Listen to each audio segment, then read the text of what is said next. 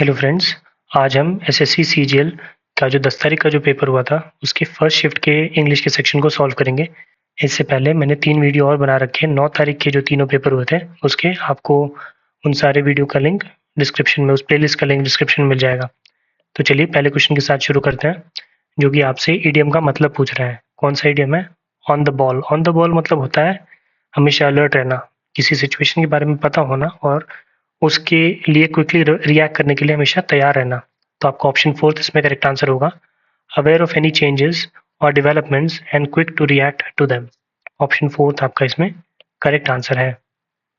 अगले पे चलते हैं, जो कि आपसे कह रहा है वन वर्ड सब्सटीट्यूशन के लिए। क्वेश्चन क्या है? A small group of people who spend their time together and do not welcome others into the group. मतलब जैसे आप लोग का 3-4 फ्रेंड्स का ग्रुप है और आप लोग एक साथ समय बिताना बहुत अच्छा पसंद करते हैं, लेकिन आप नहीं चाहते कोई तीसरा भी आपके ग्रुप में आए। उसे आप क्लिक कहते हैं। इंग्लिश में एक शब्द है क्लिक, इसका यही मतलब होता है। एम्प्लॉइज़ मतलब जो लोग काम करते हैं उन्हें एम्प्लॉय कहते हैं। लॉबी एक तरह का ग्रुप ऑफ पीपल ही होता है जो इन्फ्लुएंस करता है पॉलिटिकल पार्टीज़ को। और स्क्वाड भी मिलिट्री में 4 लोगों के ग्रुप को या एक ग्रुप जो कि एक पर्टिकुलर टास्क करने जा रहा होता है उसे कहते हैं। और फ्रेंड्स के ग्रुप को भी स्क्वाड कह देते हैं। ऑप्शन फर्स्ट आपका इसमें करेक्ट आंसर था। नेक्स्ट आपसे बोल्ड वर्ड का मतलब पूछ रहा है। बोल्ड वर्ड कौन सा है? अलिविएट। क्वेश्चन सेंटेंस क्या कह रहा है? He tried to alleviate the sufferings of his neighbours. मतलब वो अपने नेबर्स की जो सफरिंग है उसे अलिविएट मतलब कि उसे कम करने की कोशिश कर रहा था। अलिविएट मतलब हो गया किसी चीज़ की इंटेंसिटी को कम करना। तो वो यहाँ पे आपको मिलेगा रिलीव पे। रिलीव मतलब भी किसी परेशानी से किसी को आराम देना होता है। इंटेंसिफाई माने किसी चीज़ को और बढ़ा देना, एग्रीवेट कर देना। स्वेल मतलब फूल जाना और ऐड मतलब जोड़ना। तो आपका इसमें करेक्ट आंसर था रिलीव। नेक्स्ट आपसे पूछ रहा है सिनोनिम कौन से शब्द का? ट्रेम्बलिंग का। सेंटेंस पढ़ते हैं।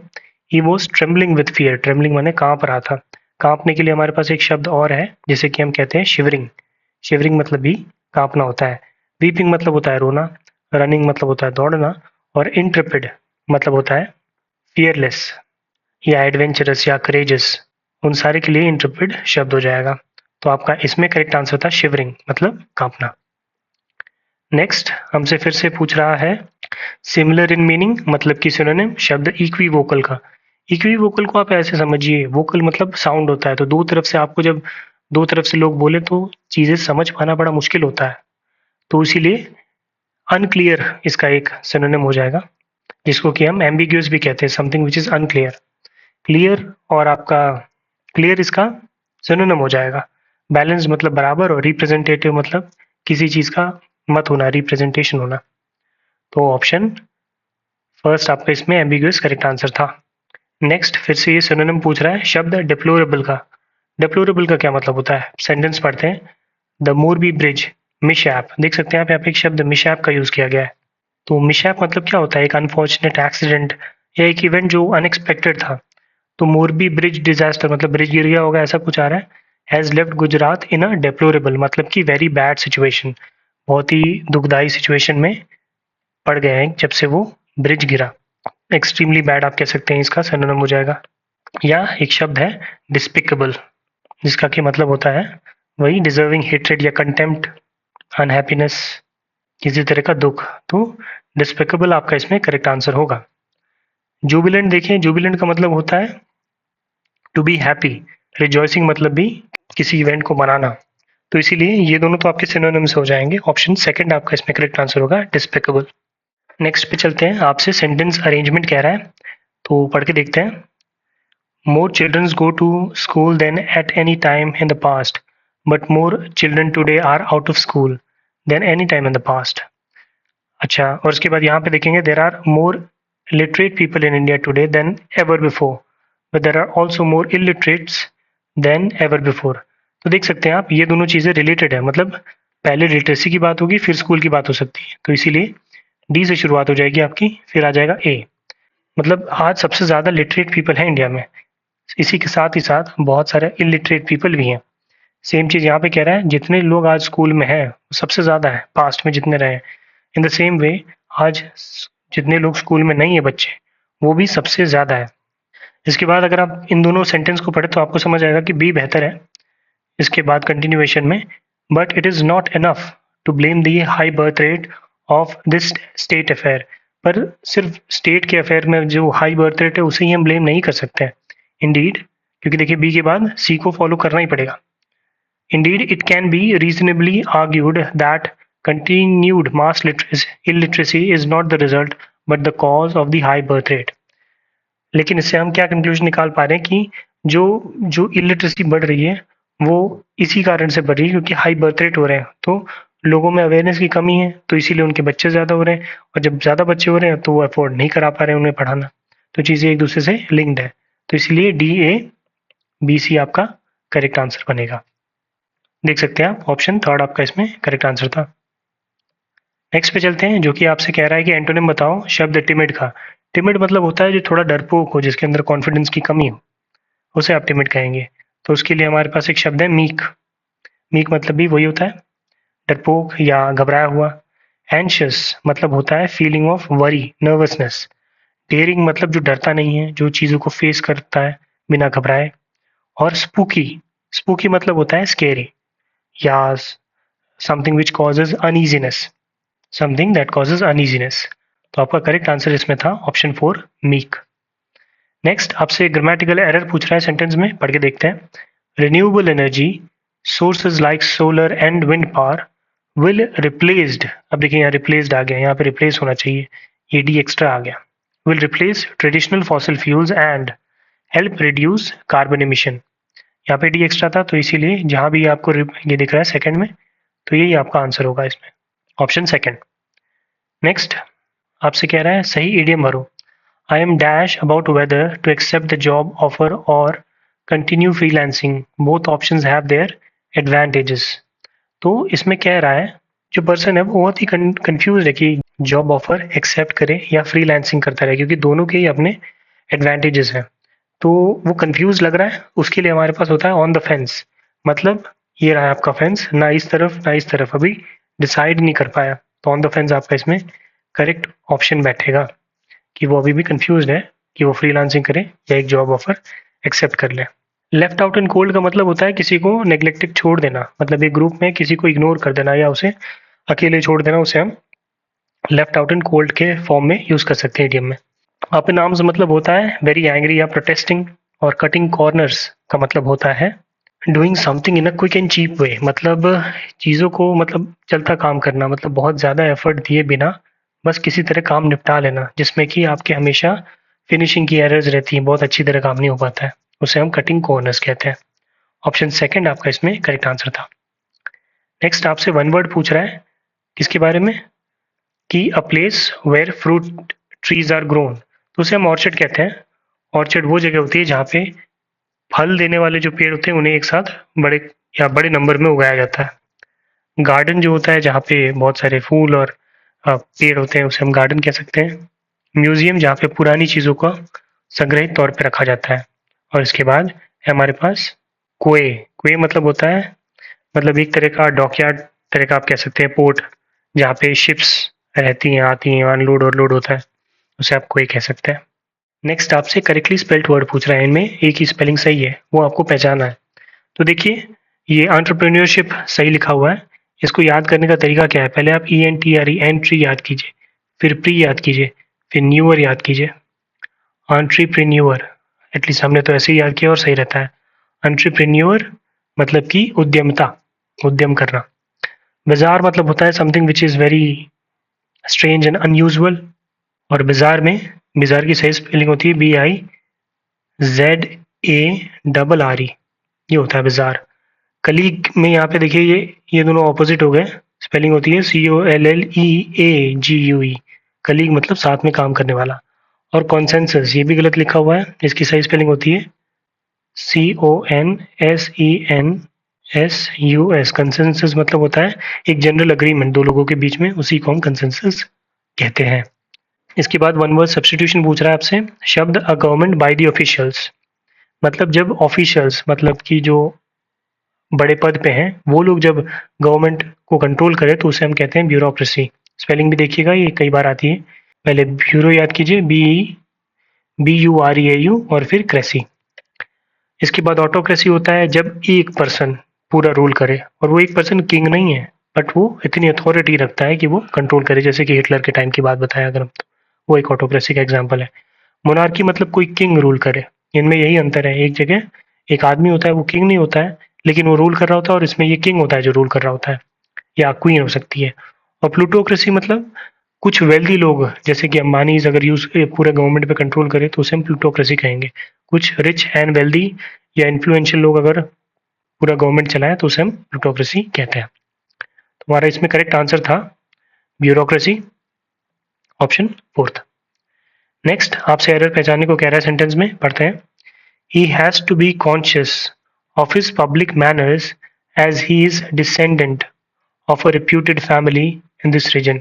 देखिए यहाँ पे एक ही शब्द डिसेंडेंट की सही स्पेलिंग जानना चाहता है वो आपसे, ये गलत लिखा हुआ है। डिसेंडेंट मतलब होता है किसी, मतलब किसी के वंशज को हम डिसेंडेंट कहेंगे। अब यहाँ पे एक रेप्यूटेड फैमिली का वो वंशज था, इसलिए उससे ये उम्मीद की गई थी कि वो कॉन्शियस रहे अपने पब्लिक मैनर्स में जब भी वो लोगों के आसपास रहे। तो डिसेंडेंट की सही स्पेलिंग होती है DESCENDANT, यहाँ पे एस नहीं था। ऑप्शन फोर्थ आपका इसमें करेक्ट आंसर है। नेक्स्ट आपसे कह रहा है अंडरलाइन जो सेगमेंट है उसे करेक्ट करो। I have been living in Hyderabad since I am born. Since I am नहीं, सिंस आई वॉज बॉर्न। यहाँ पे देखिए सेंस कैसा आ रहा है, मैं जब से पैदा हुआ तब से मैं हैदराबाद में रह रहा हूँ। हुआ था मतलब पास्ट का सेंस आ रहा है, इसलिए यहाँ पे वॉज होगा। तो since I was born, option third आपका इसमें करेक्ट आंसर होगा। इसके बाद अगले में भी आपसे एरर पूछ रहा है। ग्रामेटिकल एरर कहाँ पे पढ़ते हैं। After the concert was over they go to the restaurant, they go नहीं दे वेंट, वो गए, थर्ड फॉर्म यूज होगा। Had dinner together and talked until midnight, मतलब जैसे ही कॉन्सर्ट खत्म हो गया उसके बाद वो रेस्टोरेंट में गए, साथ में डिनर किया और फिर मिडनाइट तक बात करते रहे। तो ऑप्शन सेकंड आपका इसमें करेक्ट आंसर है। आगे चलते हैं। क्वेश्चन 17 आपसे एंटोनिम पूछ रहा है शब्द इलेटेड का। इलेटेड मतलब होता है बहुत ही हैप्पी, बहुत ही डिलाइटेड, बहुत ही चेयरफुल। तो ये दोनों तो सिनोनिम्स हैं। डिस्करेज जो है वो हो जाएगा इसका एंटोनिम। ऑप्शन सेकंड आपका इसमें करेक्ट आंसर है। सेंटेंस भी पढ़ लेते हैं। She was elated about her promotion but her colleague felt quite disheartening, मतलब वो अपने प्रमोशन से बहुत खुश थी लेकिन उसकी जो कलीग थी वो दुखी थी, डिसहार्टन थी। Option second. नेक्स्ट आपसे एक्टिव वॉइस में कन्वर्ट करने को कह रहा है। The contract was grabbed by the biggest telecom company in India. देखिए यहाँ पे वॉज दिया हुआ है, हैज है, विल कुछ नहीं है। विल आया काट दो, हैज आया काट दो। अब अगले देखते हैं। अब देखिए यहाँ पे वॉज है माने पास्ट टेंस आ रहा है, और यहाँ पे देखिए ग्रैब्स आ गया, ये एस कैसे आ गया, तो ये भी गलत हो गया। पास्ट का सेंस आना चाहिए आपके सेंटेंस में, तो इसीलिए option first. The biggest telecom company in India grabbed, देखिए पास्ट आ गया, द कॉन्ट्रैक्ट, सबसे बड़ी जो टेलीकॉम कंपनी थी उसे कॉन्ट्रैक्ट मिल गया। इसके बाद वन वर्ड सब्सटीट्यूशन कह रहा है। A person who sells and arranges cut flowers, मतलब एक पर्सन जो बेचता है और फ्लावर्स को कट करके एक मतलब डिजाइन में बना के रखता है, उसे हम क्या कहते हैं, उसे हम कहते हैं फ्लोरिस्ट, जो ये काम करता है। बॉटनिस्ट होता है जो कि साइंटिफिक स्टडी करता है प्लांट के बारे में। हॉर्टिकल्चरिस्ट जो बागवानी करता है। और गार्डनर जो कि गार्डन को मैनेज करता है, फूल पत्ती ये सबको काट वाट के सब सेट रखता है, उसे हम गार्डनर कहते हैं। ऑप्शन सेकंड आपका इसमें करेक्ट आंसर था। नेक्स्ट आपसे एक्टिव वॉइस में सेंटेंस को कन्वर्ट करने को कह रहा है, पढ़ते हैं। By whom was grammar taught to you. By whom आ गया, अब यहाँ पे वॉज आ रहा है, तो देखिए अब अगर देखें यहाँ हैड नहीं होना चाहिए हमारा, ये गलत हो गया।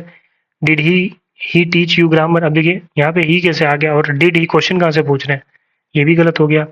You were taught grammar by whom, who taught you grammar, तो ये आपका सबसे सही अप्रोप्रिएट होगा, क्योंकि यहाँ पे बाय हुम आया है तो यहाँ पे हु जाए, हु हो जाएगा।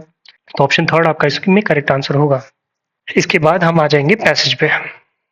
तो यहाँ से हमारा पैसेज शुरू होता है, तो पढ़ते हैं। The third national wild life action plan for 2017-31 underlying India's plan for wildlife conservation was unveiled dash the Global Wildlife Program Conference। तो यहाँ पे क्या होगा, was unveiled at ही सबसे अप्रोप्रिएट आएगा। इन तो होगा नहीं, टू भी नहीं होगा, टू फोर का तो कोई काम ही नहीं है, और किसी पर्टिकुलर प्लेटफॉर्म पे होता है तो हम एट का इस्तेमाल करते हैं। तो ऑप्शन फर्स्ट आपका इसमें करेक्ट आंसर है।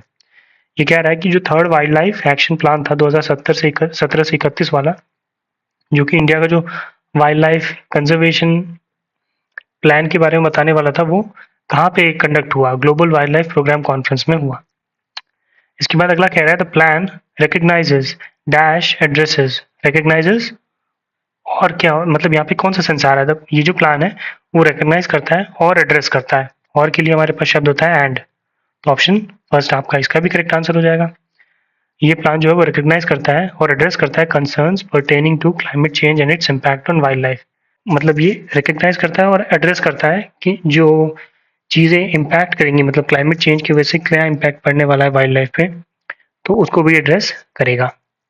इसके बाद the plan details the importance of ecosystems for food production, health and other aspects of dash survival and sustainable development. तो ये जो प्लान है ये क्या करता है? इकोसिस्टम जो है, फूड प्रोडक्शन, हेल्थ के बारे में बात की जा रही है। अब हेल्थ किसकी हो सकती है? हेल्थ इंसान की होगी, तो ह्यूमंस की हेल्थ के बारे में बात कर रहा होगा। And other aspects of survival, कि ह्यूमंस कैसे सर्वाइव करें और सस्टेनेबल डेवलपमेंट करें, उसके बारे में यहाँ पे बात हो रही है। तो ऑप्शन फोर्थ आपका इसमें करेक्ट आंसर है। इसके बाद it also emphasises preservation of genetic dash and sustainable utilization of species and ecosystem, which has direct bearing on our scientific advancement and support to millions of rural communities। तो ये क्या कह रहा है? ये जो है ये उस चीज़ पे भी एम्फसाइज करता है। किस चीज़ पे? Preservation of genetics. जेनेटिक्स क्या है? जेनेटिक्स रिजेक्शन नहीं, जेनेटिक्स कॉन्फ्लिक्ट नहीं, जेनेटिक्स फोकस ये भी नहीं होगा, जेनेटिक्स डाइवर्सिटी ये हो सकता है। अलग अलग तरह की जेनेटिक्स में जो डाइवर्सिटी होती है, genetics and sustainable utilization of species, मतलब प्रिजर्व करता है जो अलग अलग डाइवर्सिटी होती है जानवरों की, और अलग अलग स्पीशीज का सस्टेनेबल यूटिलाइजेशन, जो कि वो मतलब इकोसिस्टम में वो किसी तरह से अपने आप को सर्वाइव कर सकें और एडवांसमेंट कर सकें, जिससे कि रूरल कम्युनिटी की हेल्प हो सके। तो इसीलिए ऑप्शन फोर्थ आपका इसमें करेक्ट आंसर है। और लास्ट क्या कह रहा है? The plan underscores rehabilitation of threatened wildlife species dash inland aquatic, coastal and marine ecosystem while conserving their habitat। तो इसमें कह रहा है ये जो प्लान है वो क्या अंडरस्कोर करता है? Rehabilitation of threatened wild life species, मतलब जिनकी तादाद बहुत कम है, जिन जानवरों की, उनको रिहेबिलिटेट करते हैं।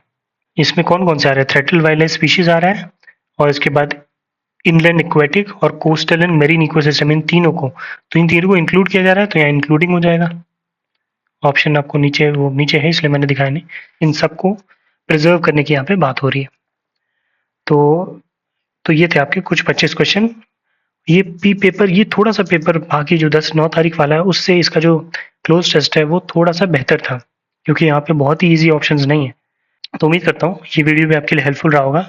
बाकी आप चेकआउट कर सकते हैं प्लेलिस्ट, मैंने डिस्क्रिप्शन में दे दिया है, जिसमें कि आपको 9 तारीख के सारे मिल जाएंगे, और ये पीडीएफ भी डिस्क्रिप्शन में मिल जाएगा।